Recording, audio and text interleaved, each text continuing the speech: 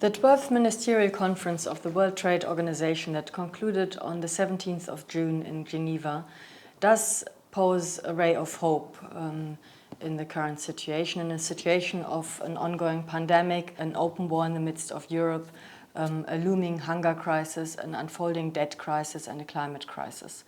It stands for the reassurance that our multilateral institutions are indeed still intact. They are indeed able to bring us together, to bring, here in this case, 164 countries together, and to actually negotiate under the leadership here of Dr. Ngozi.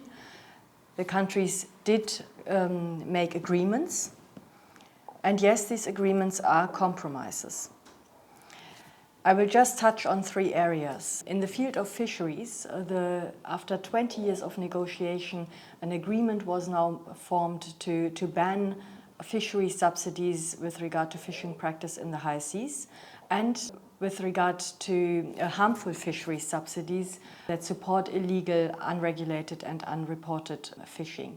Yes, it only goes into force if also the negotiations with regard to the Sustainable Development Goal 14.6, which focuses on illegal, unreported and unregulated fishing, is coming to a close.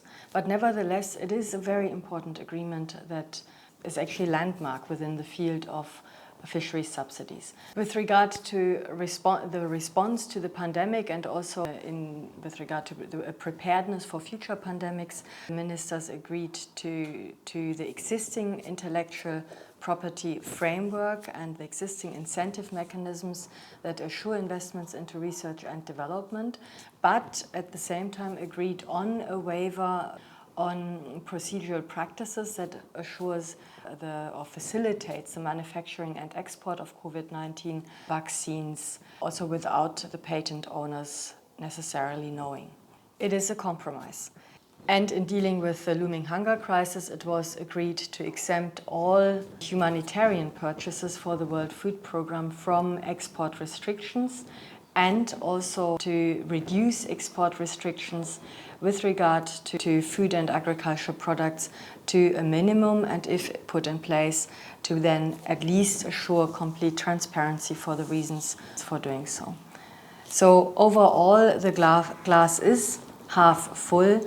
The World Trade Organization, under the leadership of Dr. Ngozi, has underlined our ability as world society to come together and indeed negotiate, and negotiations lead to compromises.